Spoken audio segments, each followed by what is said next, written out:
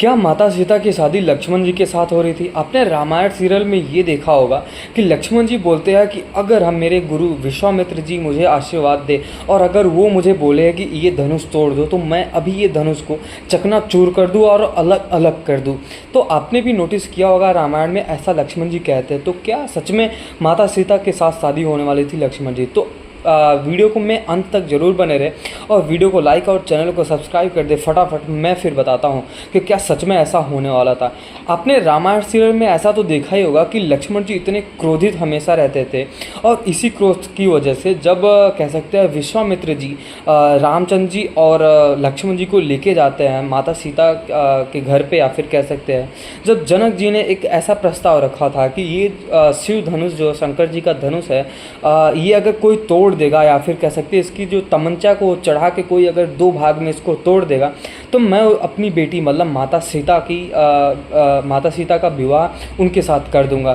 तब वहाँ पे इतने सारे धुरंधर आए थे, अगर उसमें से आपको पता होगा तो उसमें इवन लक्ष्मण रामचंद्र जी के अलावा वहाँ पे रावण और कह सकते हैं जो लौड़ासुर था वो भी, और कह सकते हैं बहुत सारे ऐसे महान योद्धा आए थे जो तीनों लोगों में उनका जो परचम था ना वो बहुत ही ज़्यादा ऊपर था। बट कोई भी इंसान कुछ भी नहीं कर पाया उसको। और कह सकते हैं जो धनुष था, जो शिव जी का धनुष था, उसको छूने की बजाय कह सकते हैं उसको हिलाने की बजाय या फिर तोड़ने की बजाय कोई भी इंसान वहाँ पे जितने लोग भी आए थे कोई भी उसको हिला भी नहीं पाया, फिर उसको प्रॉपर उसको छू भी नहीं पाया, क्योंकि उसकी जो कह सकते हैं पावर थी ना, उसमें जो ताकत थी वो बहुत ही ज़्यादा मजबूत थी। वो स्वयं शंकर जी ने ही बनाया था और उसकी रचयिता कह सकते हैं उसके जो रचयिता या फिर उसके बनाने वाले थे वो शंकर जी थे। और उसकी देख रेख जो वो थे, देख रेख स्वयं परशुराम करते थे।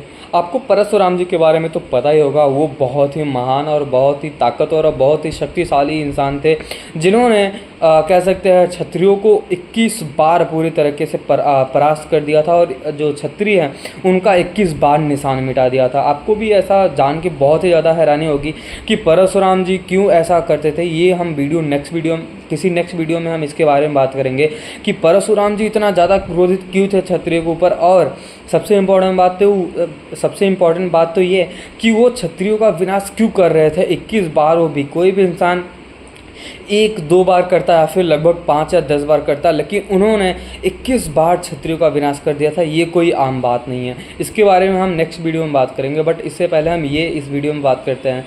तब लक्ष्मण जी और राम जी भी वहाँ पे थे।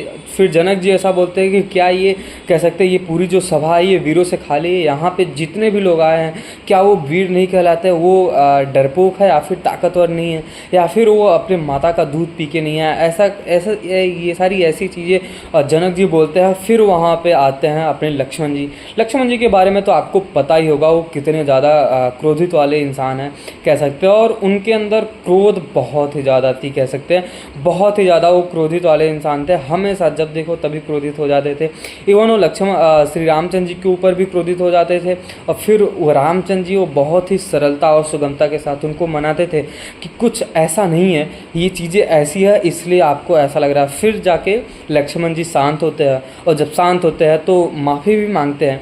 बट फिर वहाँ पे लक्ष्मण जी जब जनक जी ऐसा बोलते हैं कि क्या ये जो पूरी सभा है ये वीरों से खाली है, फिर लक्ष्मण जी वहाँ पे आते हैं और बहुत ही क्रोध में होके बोलता है कि नहीं महाराज जनक, ये जो सभा है ये वीरों से खाली नहीं है। मैं बस आपको बताना नहीं चाहता कि हम दोनों कौन हैं, श्री रामचंद्र जी और मैं कौन हूँ। बस मेरे गुरु जी अगर मुझे आशीर्वाद दे तो मैं ये धनुष को बीच में से क्या पूरे चकनाचूर कर दूँ, मतलब ये 2-2 3-3 भाग कर दूँ। ये शिव जी का जो धनुष है ना, ये मेरी बहुत आम बात है। इतनी ताकत थी कि मेघनाथ को उन्होंने हरा दिया था। और मेघनाथ तो वो था जिसने इंद्र को हरा दिया था, मतलब इंद्र को जिसने जीता।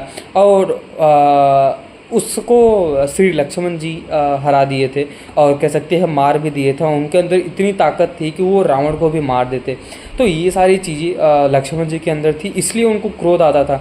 और रही बात माता सीता के साथ लक्ष्मण जी का विवाह, तो ऐसा तो कभी नहीं होता, क्योंकि स्वयं जो गुरु विश्वामित्र जी थे वो वहाँ पे बैठे थे और ऐसा कभी नहीं होने देते, क्योंकि रामचंद्र जी और माता सीता का जो कह सकते हैं उनका जो बंधन था वो तो पहले से ही बना हुआ था। माता सीता और जो श्री रामचंद्र जी की जोड़ी है वो तो भाई अनंतों तक है। और स्वयं जो भगवान विष्णु हैं जिन्होंने पूरी सृष्टि की रचयिता की है, तो वो भाई अपनी कह सकते हैं अर्धांगिनी के साथ तो आएंगे ही, भले से किसी और रूप में आए बट आएंगे ही। तो ऐसा तो कभी नहीं होता कि माता सीता की शादी लक्ष्मण जी के साथ होता।